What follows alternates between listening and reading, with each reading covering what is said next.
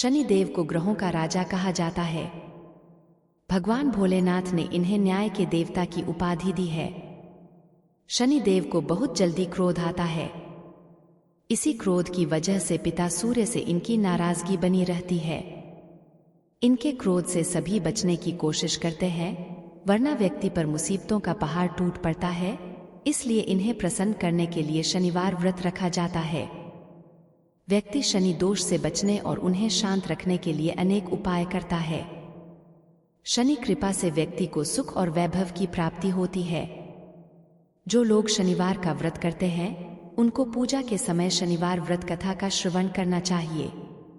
एक बार सभी 9 ग्रहों सूर्य, चंद्र, मंगल, बुध, बृहस्पति, शुक्र, शनि, राहु और केतु में बहस हो गई। कौन सबसे बड़ा है? आपस में लड़ने के बाद सभी देवराज इंद्र के पास पहुंच गए। इंद्र असमंजस की स्थिति में निर्णय नहीं दे पाए, परंतु उन्होंने सभी ग्रहों को सुझाव दिया कि पृथ्वी पर राजा विक्रमादित्य ही इसका फैसला कर सकते हैं, क्योंकि वो बहुत ही न्यायप्रिय राजा हैं। सभी पृथ्वी पर राजा विक्रमादित्य के पास गए और अपने आने का कारण बताया। राजा उनकी समस्या को सुनकर बहुत परेशान हो गए।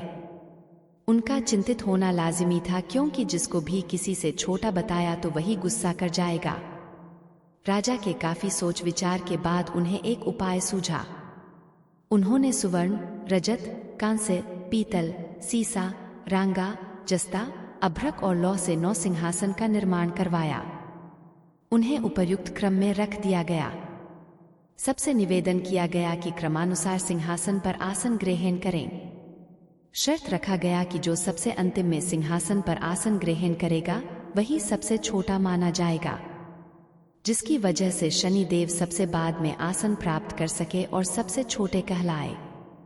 क्रोध के आवेश में आकर शनिदेव ने सोचा कि राजा ने यह सब जानबूझकर किया है। कुपित होकर राजा से कहा कि राजा, तू मुझे नहीं जानता।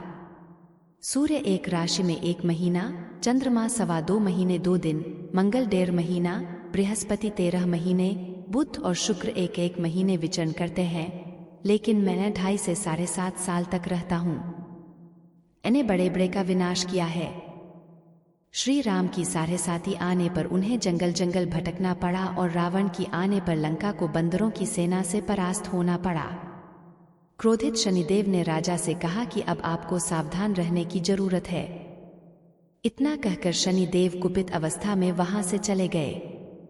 समय गुजरता गया और कालचक्र का पहिया घूमते हुए राजा की 7.5 आ ही गई।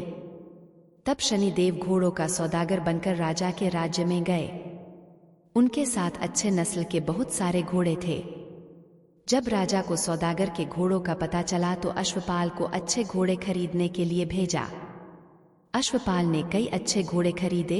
इसके अलावा सौदागर ने उपहार स्वरूप एक सर्वोत्तम नस्ल के घोड़े को राजा की सवारी हेतु दिया। राजा विक्रमादित्य जैसे ही उस घोड़े पर बैठे वह सरपट वन की ओर भागने लगा। जंगल के अंदर पहुंचकर वह गायब हो गया। भूखा प्यास की स्थिति में राजा जंगल में भटकते रहे। अचानक उन्हें एक ग्वाला दिखाई दिया, जिसने राजा की प्यास बुझाई।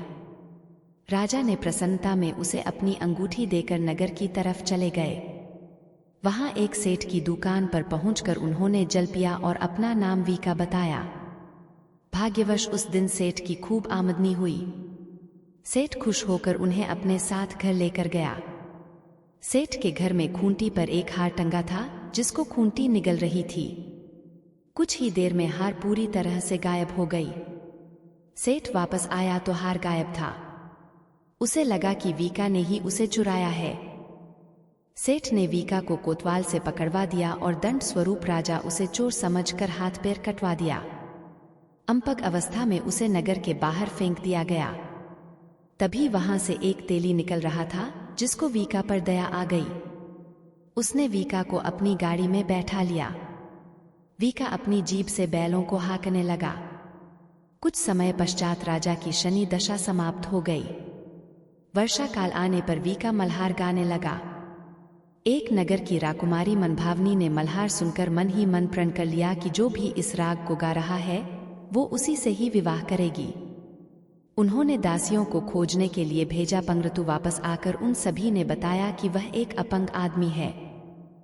राजकुमारी यह जानकर भी नहीं मानी और अगले दिन ही वह अनशन पर बैठ गईं। जब लाख समझाने पर राजकुमारी नहीं मानी, तब राजा ने उस तेली को बुलावा भेजा और वीका से विवाह की तैयारी करने के लिए कहा गया। वीका से राजकुमारी का विवाह हो गया। एक दिन वीका के स्वप्न में शनि देव ने आकर कहा कि देखा राजन, तुमने मुझे छोटा बताकर कितना दुहक झेला है।